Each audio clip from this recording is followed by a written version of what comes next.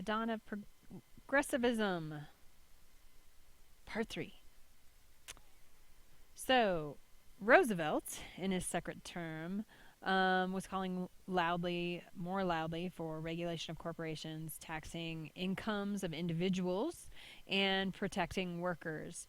And this all sort of coincided with another panic, financial panic in 1907, and a little bit of a crash in the stock market on Wall Street. And so this crash in 1907 actually paved the way for fiscal reforms like the Aldrich-Vreeland Act, which authorized the banks to issue emergency currency and to be backed by collateral.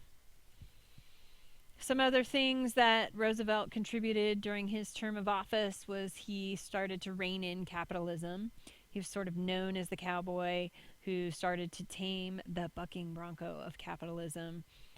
He enlarged the power and the prestige of the presidential office and wielded quite a bit of power.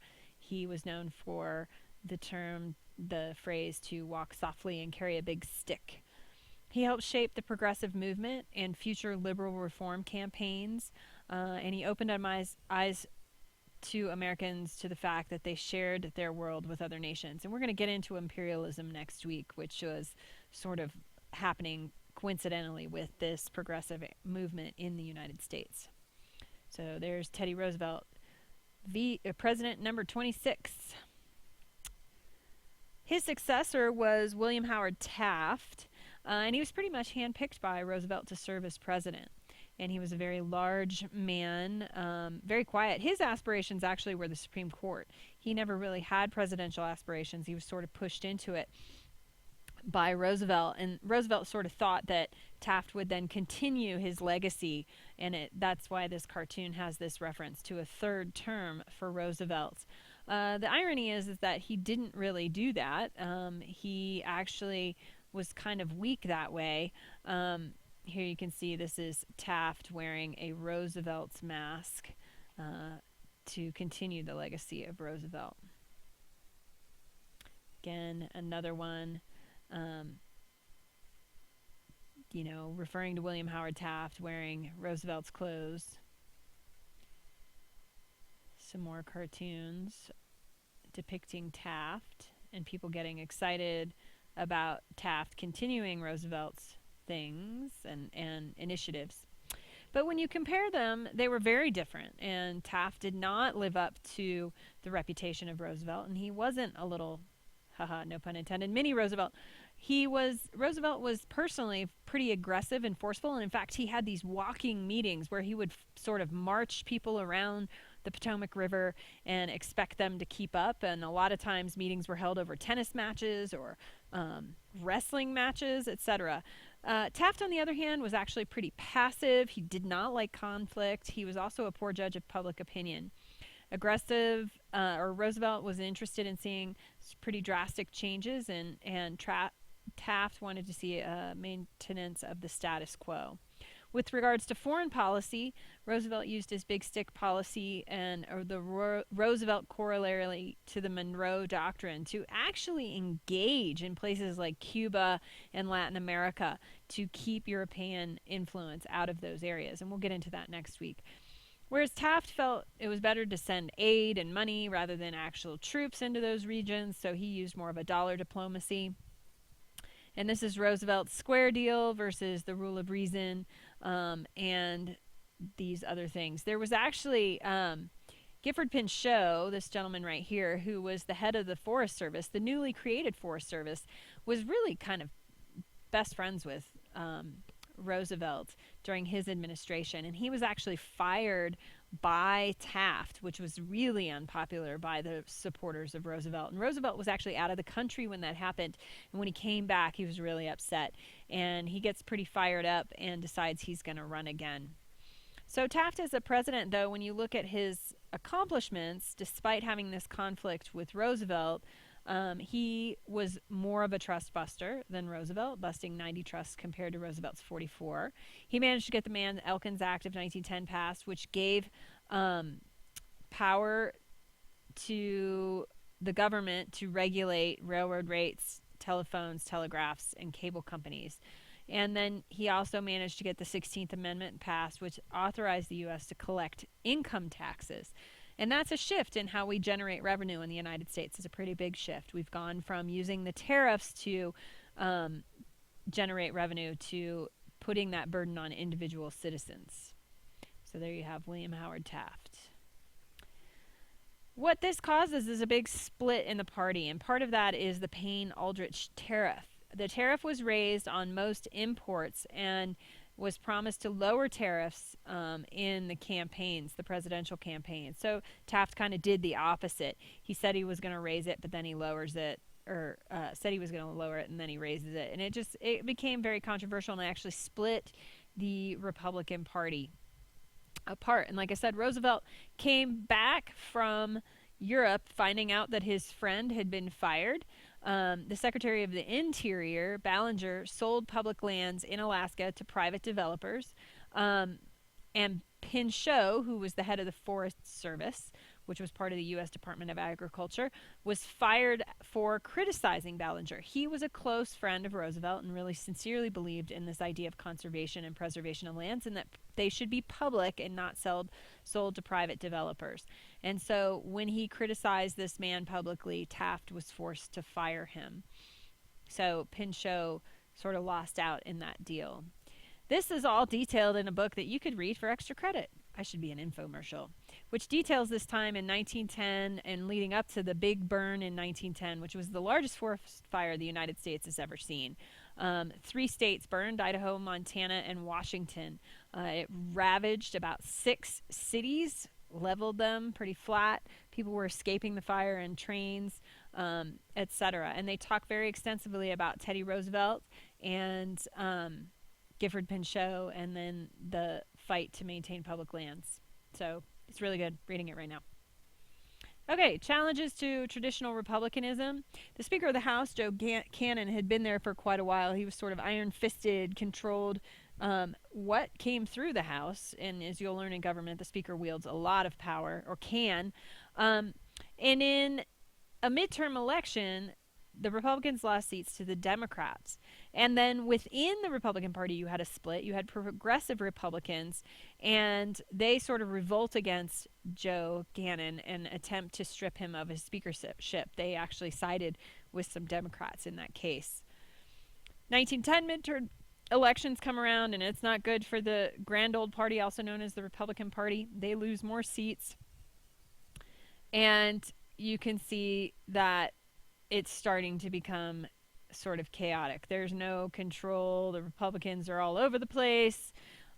What's going to happen next? Who's going to be in the White House? Taft can't rein it in.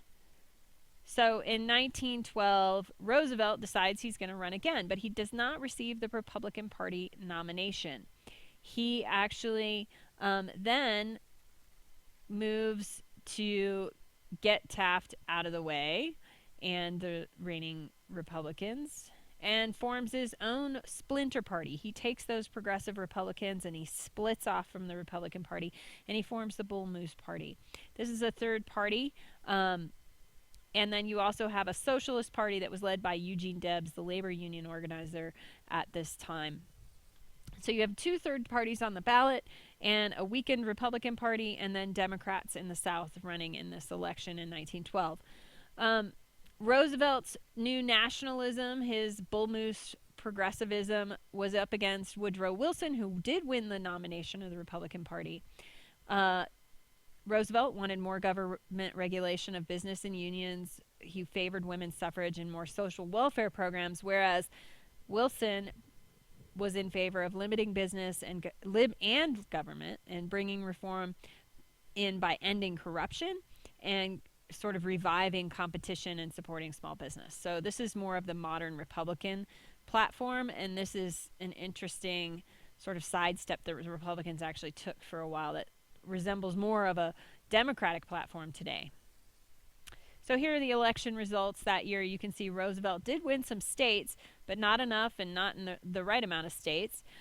Taft did not win. I'm sorry, Wilson was a Democrat. I said he was a Republican.